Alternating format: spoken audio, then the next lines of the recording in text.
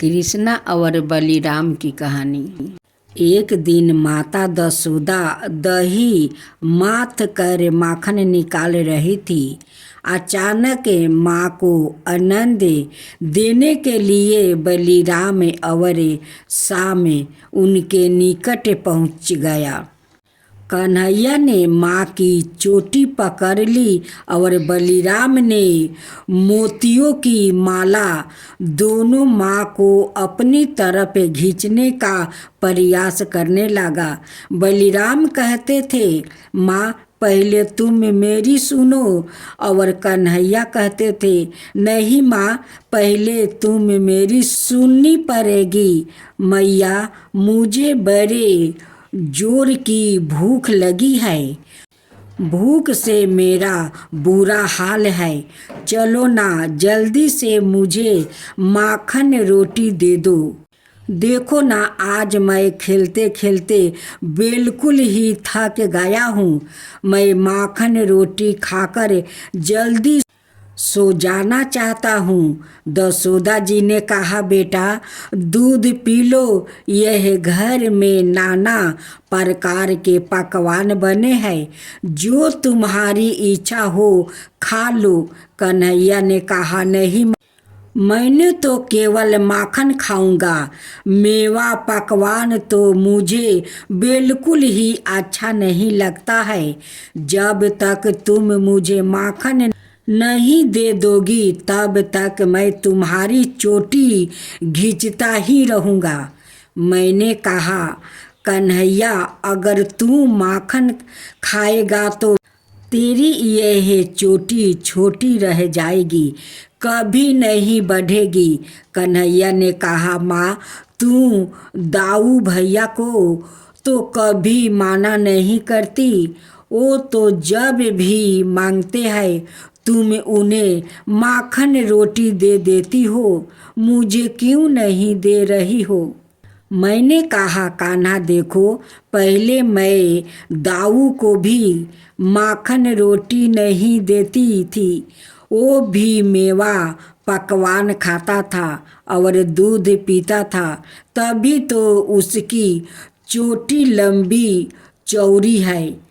यदि तुम भी दूध पियोगे तो तुम्हारी भी चोटी लंबी हो जाएगी। जाओ मेरे लाला, अच्छे बच्चे जिद नहीं करते, जाकर पद्म गंधा गाय का दूध रखा है, पी लो। कन्हैया ने कहा, माँ तू झूठ बोलती है, कितना बार तो मुझे दूध पीते हो गया, मेरी चोटी बिल्कुल नहीं बढ़ी। आज तुम्हारा बहाना नहीं चल सकता है, तुम्हें मुझे माखन रोटी देना ही पड़ेगी। मैया ने कहा, कान्हा दाऊ अब 12 हो गया है, इसने तुमसे अधिक दिनों तक दूध पिया है, इसलिए दाऊ की चोटी बढ़ गई है। जब तुम भी उतने ही दिनों तक दूध पी लोगे तब तुम्हारी भी चोटी उतनी ही बढ़ जाएगी। कन्हैया ने कहा, मैया यह सब अब मैं नहीं सुनूंगा, तुम साफ साफ बताओ मुझे माखन रोटी देती हो कि नहीं। यदि तुम माखन रोटी नहीं दोगी तो आज से ना मैं तुमसे बोलूँगा और ना तुम्हारी गोद में ही आऊँगा। अब दाऊ ही तुम्हारे पुत्रा है, मैं भला तुम्हारा क्या लगता हूँ। माता दशोदा ने कहा, कान्हा तू तो मेरा प्राण है, हृदय है, तेरे बिना भला मैं कैसे रह सकती हूँ। मेरे नन्हे लाला, मैं तेरी बलाए लेती हूँ, तनिक रुका, तुझे अधिक भूख लगी है, लाओ मुझे माखन निकाल लेने दो, फिर तुझे जितना माखन चाहिए ले लेना, अब तो खुश हो जाओ। इस प्रकार माँ दशोदा मानो कंठ तक बत्सल स्नेह में डूब गई। उनकी आंखों से प्रेम सुझलक परे। दशोदा मैया धन है त्रिभुवन का वरण शोभन करने वाले प्रभु। उनके भागे माखन के लिए बार बार हाथ फैलाते हैं, उनसे जिद करते हैं। दशोदा मैया से बड़ा सौभाग्य भला किसका होगा। अब कन्हैया की दूसरी लीला। एक दिन कान्हा को एक नई लीला सूझी। भगवान का काम नृत्य नई नई लीलाएं करके माता को आनंदित करना था।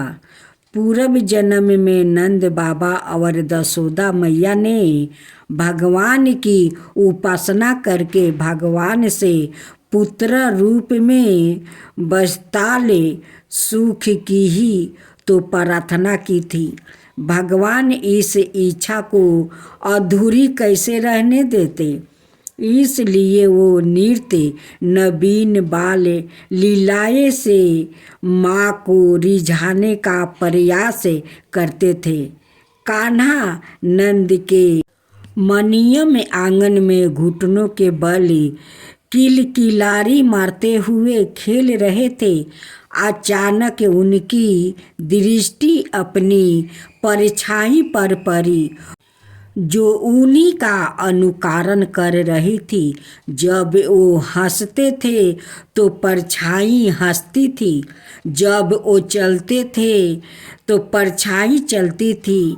कान्हा बहुत खुश हुआ, सोचा चलो एक नया साथी मिल गया। घर में अकेले खेलते खेलते मेरा मन ऊब जाता था, अब यह रोज मेरा मन बहलाया करेगा। कन्हैया अपनी परछाई से बोले, भैया तुम कहाँ रहते हो, चलो हम दोनों मित्र बन जाए। जब मैं माखन खाऊंगा तो तुम्हें भी खिलाऊंगा, जब दूध पीऊंगा तो तुम्हें भी पिलाऊंगा। दाऊ भैया मुझसे बड़े हैं, इसलिए वो मुझसे लड़ जाते हैं। तुम मुझसे लड़ना नहीं, हम लोग खूब प्रेम से रहेंगे। देखो ना, यहाँ किसी भी चीज़ की कोई कमी नहीं है। तुम्हें जितना भी माखन मिश्री चाहिए मैं तुम्हें भैया से कहकर दिला दूंगा। आओ हम दोनों आपस में गले मिल लेते ताकि आज से मित्रता पक्की हो जाए। इस प्रकार कहते हुए कन्हैया बार बार अपनी छाया को पकड़ने का प्रयास करने लगे। बार बार आगे पीछे जाते, इधर उधर घूमते, किंतु परछाई किसी की पकड़ में आई है कि कन्हैया की पकड़ में आती। जब थक कर हार गया, किसी प्रकार भी ना पकड़ सके तो दुखी हो गया। शाम को दुखी होने पर परछाई भी दुखी दिखाई देने लगी। अपने लाला का मुखरा मलिन देख कर दशोदा मैया नजदीक आ गई। ध्यान से उन्होंने कन्हैया की तरफ देखा। कन्हैया की आंखें डबडबा आई, उनमें आंसू भर गया। वो उनका आंचल पकड़ कर सुबुक सुबुक कर रोने लगे। माँ ने पूछा, कन्हैया तुम्हें क्या हो गया है, तुम क्यों रो रहे हो। श्री कृष्णा ने माता को अपना प्रतिबिंब देख कर माता बदल दी। श्री कृष्णा बोले, मैया मैया यह कौन है, यह लोभे बस तुम्हारा माखन चुराने के लिए घर में घुस आया है। मैं बार बार माना करता हूँ और यह मानता ही नहीं। मैं क्रोध करता हूँ तो यह भी क्रोध करता है। मैया आओ ना, हम दोनों मिलकर इसे बाहर कर दे, नहीं तो यह तुम्हारा सब माखन खा जाएगा। मैया कन्हैया के इस बोलपन पर मूर्ध हो गई और कन्हैया के आंसू पोंछकर उन्हें गोद में ले लिया। अब कन्हैया का तीसरा लीला। गोकुल में चारों तरफ आनंद ही आनंद छाया रहता था। वहाँ के निवासी श्री कृष्णा की बाल सुलभ लीला देखते नहीं आघाते थे और श्री कृष्णा नृत्य लीलाएं से सबको आनंद में सराबोर करते थे। नंद बाबा के भाग्य का तो कहना ही क्या था। उनके सौभाग्य को देखकर बड़े बड़े तपस्वी ऋषि मुनि भी सराहना करते थे। भाला साक्षात आनंद घन परमात्मा ही जिनके बालक बनकर अपनी लीला से जिनको रिझाने के लिए नृत्य प्रति निवेन लीला की आयोजन बनाते हैं, उनके सौभाग्य की बराबरी कौन कर सकता है। एक दिन नंद बाबा नृत्य की भांति प्रात काल अपने इष्ट भगवान शालिग्राम के पूजन याचना के लिए पूजा गृहस्थ में गया। कन्हैया भी नवीन लीला करने के उस उद्देश्य से छिप कर उनके पीछे पीछे लग गए। नंद बाबा ने ठाकुर जी को स्तरण कराया, चंदन फूल माला चढ़ाया, उनका सुंदर वस्तु और आभूषणों से श्रृंगार किया, भोग लगाया। उसके बाद उन्होंने मधुर सवार में ठाकुर जी की आरती की। फिर आंख बंद करे ठाकुर जी से उन्होंने प्रार्थना करते हुए कहा, दीनानाथ, कन्हैया के सलौने मुखरा और मधुर चितवन में मुझ पर जादू सा कर दिया है। मैं जब कभी आपका ध्यान करता हूँ, मुझे लगता है कि कन्हैया ही कन्हैया चारों तरफ दिखाई दे रहा है। उसे छोड़कर मुझे संसार की सारी वस्तुओं भूल गई है। चलते फिरते उठते बैठते मुझे सारा संसार कृष्णामय लगता है। मुझे लगता है कि मैं पूजा पाठ सब कुछ भूलता जा रहा हूँ। प्रभु, यदि मुझसे कुछ भूल हो गई हो तो मुझे क्षमा करना। यह कहकर नंद बाबा ने ठाकुर जी को बार बार दंडवत किया, फिर ध्यानस्थ होकर बैठ गया। गोपाल अभी छिप कर दूसरे से नंद बाबा की पूजा देख रहे थे। जब उन्होंने देखा कि बाबा ने आंखें मूंद ली है, उनके मन में एक नया खेल सूझा। वो धीरे धीरे पैर दबा कर अपने बाबा के पास पहुँचे ताकि उनकी आहट सुनकर बाबा का ध्यान ना टूटे। वो थोड़ी देर तक चुपके से ठाकुर जी के पास बैठकर टकटकी लगाए उन्हें देखते रहे। फिर ठाकुर जी को सिंहासन से उठाकर अपने मुख में रख लिया और धीरे से अपने स्थान पर आकर लेट गया। इधर जैसे ही नंद बाबा का ध्यान टूटा, सामने सिंहासन से ठाकुर जी को गायब पाया। उनके आश्चर्य का ठिकाना ना रहा। सोचा, अभी अभी तो मैंने पूजन करके ठाकुर जी को सिंहासन पर पधराया था वो अचानक कहाँ चले गए। नंद बाबा घबरा कर चिल्ला उठे, नंद रानी, और नंद रानी तू कहाँ है, जल्दी आओ, आज तो महान आश्चर्य हो गया है। अभी अभी मैं ठाकुर जी को उनके सिंहासन पर पधार कर उनका ध्यान कर रहा था, अचानक वो पता नहीं कहाँ गायब हो गया। कहीं तुमने तो उन्हें उठा कर कहीं नहीं रख दिया। अचानक उन्होंने देखा कि उनका प्यारा लाडला कन्हैया ठाकुर जी को अपने मुख में रखा हुआ मंद मंद मुस्कुरा रहा है। वो कन्हैया को डांटते हुए कहने लगे, नटखट, तुमने ठाकुर जी को मुख में रख लिया है, तुम इनकी महिमा को क्या जानो, यह साक्षात मेरे प्रभु है, तुमने इन्हें मुख में रख कर इनका अपमान किया है। चलो उठो, जल्दी से इन्हें मुझे दे दो और प्रणाम करके इनसे क्षमा मांगो। कन्हैया ने बाबा की आज्ञा मान कर वैसा ही किया। धन्य है कौतुकी प्रभु ओ दिव्या लीला। अब आप सुने कृष्णा लीला। मथुरा वृंदावन में अगहन महीने में ही डोले धूम मच जाती है।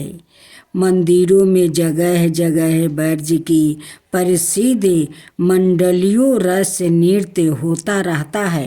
कई जगह पर तो इतनी भीड़ होती है कि बैठने को भी जगह नहीं मिलती है।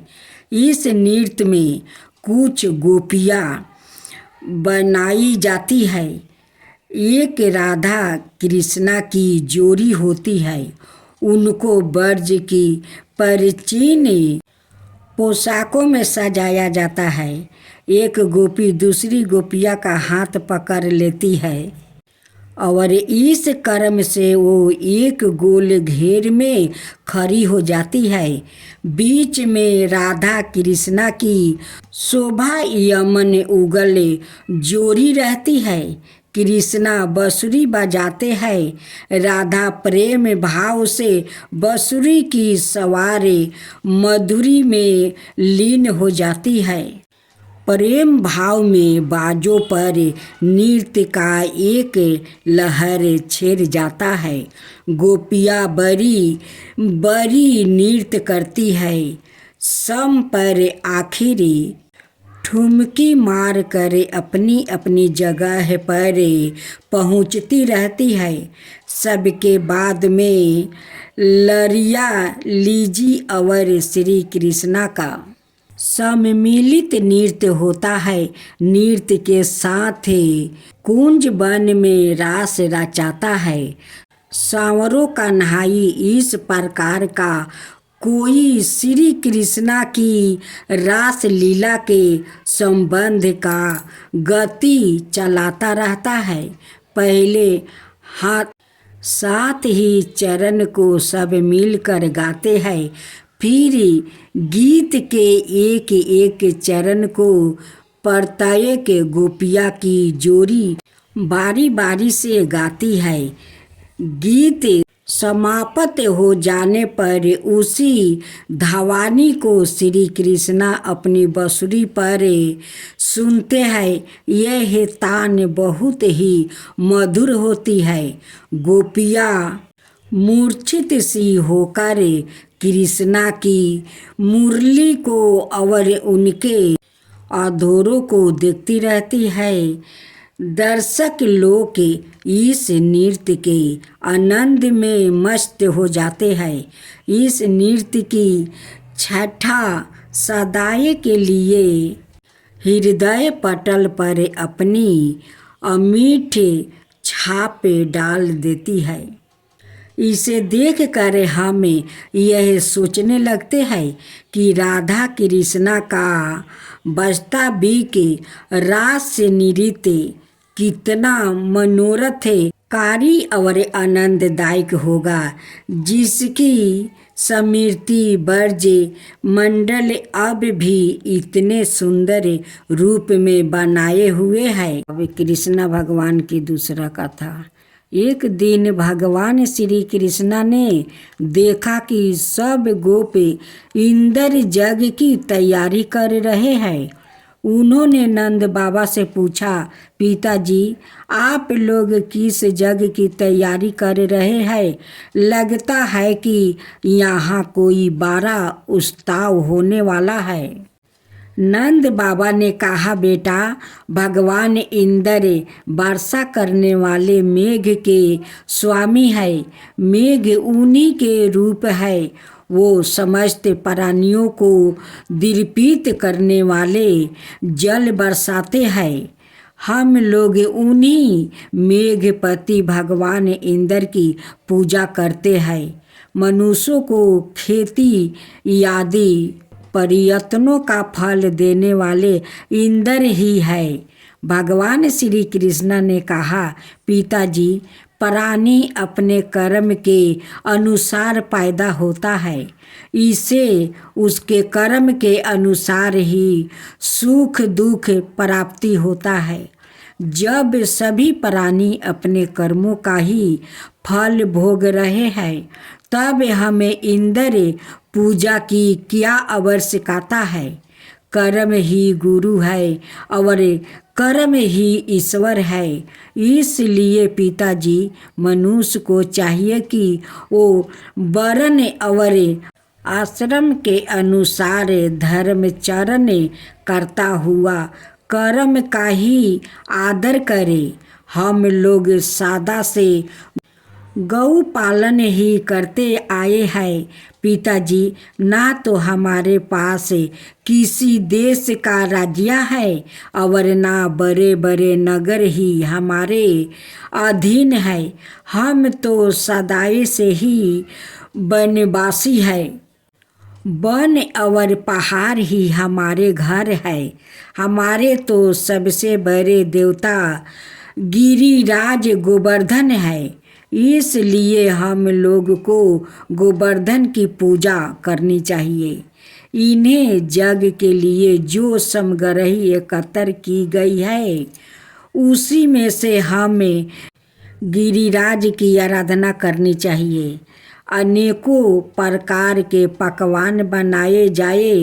वेद पाठी ब्राह्मणों द्वारा गिरिराज की प्रसन्नता के लिए हवन कराया जाए। उन्हें अनेकों प्रकार की अन्य गौ और दक्षिणाएं दी जाए।